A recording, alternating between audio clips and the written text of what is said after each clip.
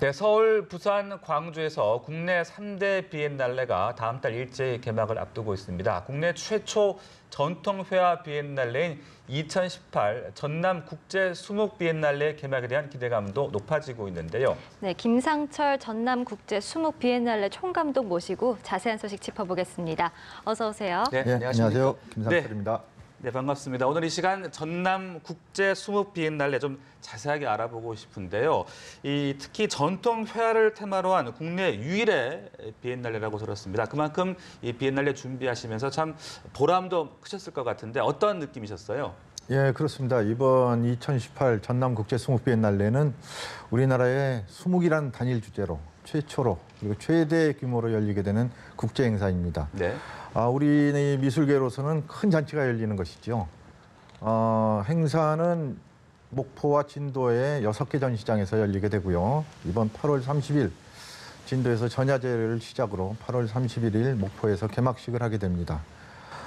이것이 단순히 그냥 비엔날레에 그치는 것이 아니라 그동안 상대적으로 부진해 들었던 우리 미술이 새로운 활력을 얻는 그런 계기가 되기를 기대하면서 전시를 준비하고 있습니다. 네, 아무래도 이 수묵이라는 전통 회화를 테마로 하는 만큼 좀 중요한 의미를 가질 것 같은데 여기에는 어떤 의미와 또 가치가 담겨 있나요?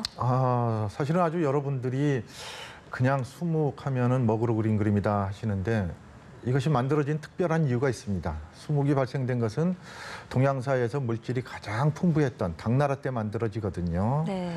아주 깊은 성찰이 있게 됩니다. 뭐냐면은 물질이 과연 인간을 행복하게 할 수 있느냐, 물질만 풍부하다면 그때 물질이 아닌 다른 것이 인간한테 더욱 필요하다는 인간의 정신과 내면에 대한 그런 얘기들이 전제가 되어 있습니다. 네.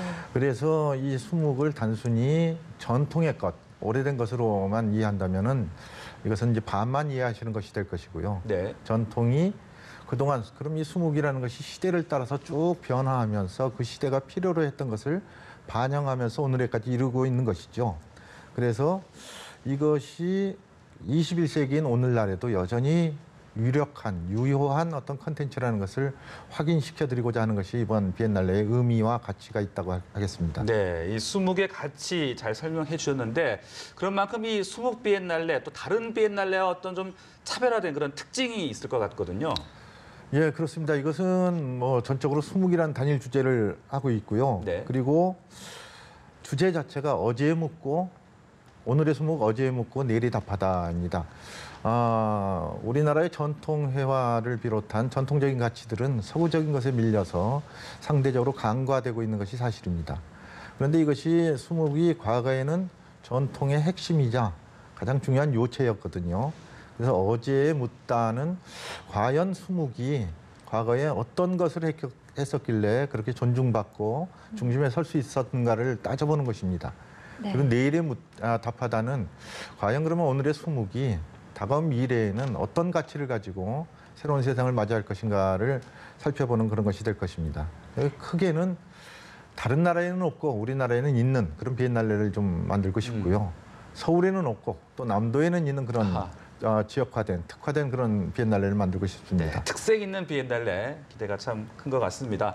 네, 이번 수묵 비엔날레는 15개국, 250여 명의 작가들이 참여를 하는데 주로 어떤 작품들이 소개가 되고 또 어떤 부분을 중점적으로 보는 게 좋을까요? 관전 포인트 좀 짚어주시죠. 네. 예, 우리가 그동안 이제 수묵하면은 동양 사회에서만 있는 극히 제한적이고 부분적인 그런 것으로 이해를 했는데 사실은 수묵은 서양의 현대 미술, 특히 추상 미술에 아주 커다란 영향을 미친 장르이기도 합니다.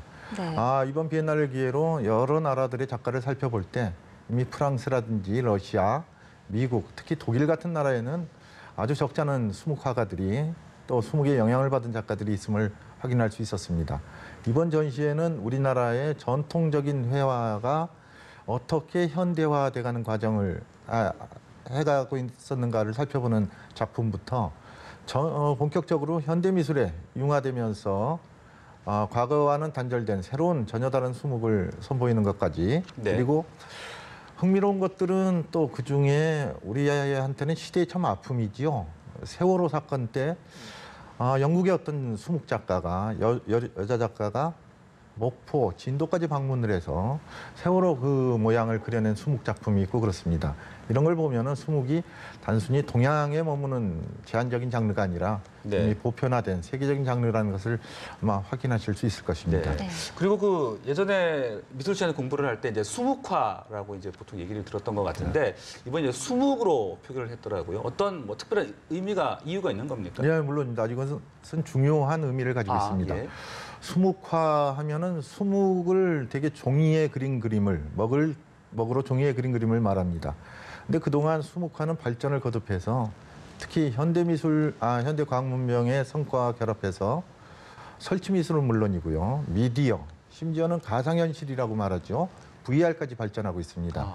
근데 이것을 단순히 수묵화라는 그림의 장르로만 제한한다면 충분히 다 수용할 수 없을 것이다 해서 수묵이라는 말로 표기를 한 것이고요. 네. 또 아주 중요한 것 중에 하나는 이것이 동양회화 전통의 가장 중요한 부분임에도 불구하고 영문 표기가 정립돼 있지 않습니다. 영어 사전에는 인디언 잉크로 표기를 하고요. 우리가 근데 인디언은 아니지 않습니까? 네. 네. 그리고 중국 사람들은 차이니스 잉크로 표기를 합니다. 우리는 또 차이니스가 아닌 것이고요. 또 수묵을 잉크로 표기한다는 것은 옳지가 않습니다. 네네. 더욱 중요한 것은 우리 대한민국의 현대 수묵이 그동안 현대미술로서 거듭나는 과정에서 대단히 많은 풍부한 조형적인 경험과 실험을 해왔습니다. 이것은 중국이나 일본이 비할 수 없는 그야말로 대단히 풍부하고 중요한 내용들을 가지고 있습니다. 그래서 이번에 이제 큰 국제 행사를 하게 됨에 있어서 우리 수묵에 올바른 이름을 붙여주자. 특히 우리 수묵은 다른 나라에 없는 한지라는 독특한 재료를 통해서 발현되고 있습니다. 그래서 이번 기회에 우리 수묵의 올바른 이름, 그래서 영어로도 SUMUK로 표기를 하는 쉽게 말해서 우리 수묵의 올바른 이름 부르기 운동이라고 이해하시면 되겠습니다. 네, 네. 그렇군요. 네, 이번 비엔날레는 또 특히나 이 닫힌 공간이 아니라 뭐 거리나 시장, 학교 이런 열린 공간에서 전시가 된다고 하던데 좀 관객들과의 어떤 소통을 중점적으로 두고 계신 건가요? 예, 물론입니다. 이제 그동안 미술이라는 것이 꼭 미술관이라는 닫힌 공간에서 보고 감상하는 그런 것은 아니라고 생각을 합니다.